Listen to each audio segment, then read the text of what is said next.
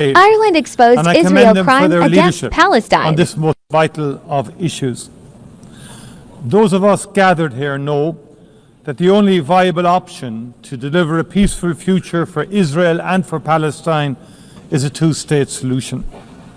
At this most critical juncture, we must continue to put our full political weight behind it. The situation on the ground has rarely looked so bleak. A just and lasting peace seems further away than it ever has. But in our own peace process in Northern Ireland, to a conflict of 24 years' duration, we recognised that even in the darkest of days, we had a duty as leaders to keep the flame of hope alive and to keep talking. The immense suffering of the Palestinian population in Gaza over the past 2 years has been an affront to the world. It has horrified people around the world, nowhere more than in Ireland, where people have been moved to sorrow and to anger. What happened to Israel on the 7th of October was a horrific and brutal attack on an innocent civilian population, and Hamas must be held to account for its actions.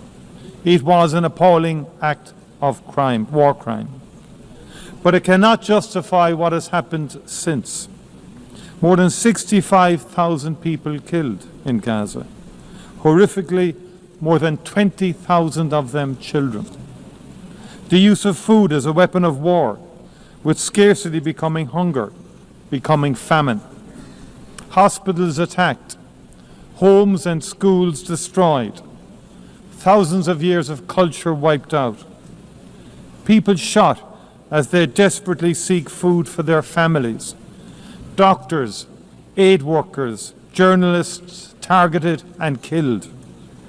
We have reached a point where what has been credibly described as a genocide is being carried out in front of the eyes of the world.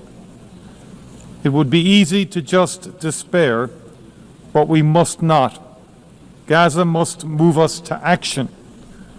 And there are still humanitarian workers, medics, journalists determined to do their best for the people of Gaza and for Palestine.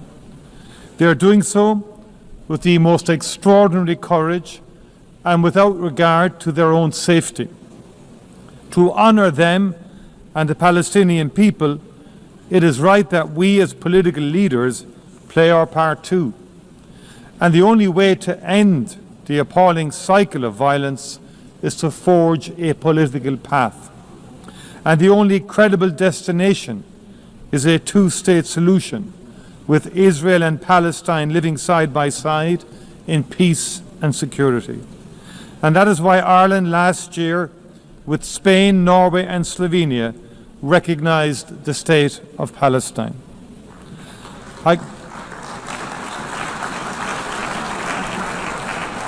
I commend those who have taken the decision to recognise the state of Palestine this week, and I strongly urge those who have yet to do so to give it serious consideration. We know that there are people, including in the Israeli government, who are working daily to make that outcome impossible. In addition to the destruction of Gaza, settlements are expanding every day, and illegal settlers in the West Bank are increasingly emboldened and militant. If we do not move now to protect the two-state solution, if we do not work to build a process through which it can be achieved, there may never be another opportunity. That must not be our legacy to future generations. Ireland is ready to play its part, and I look forward to our continuing steadfast cooperation. Thank you very much indeed.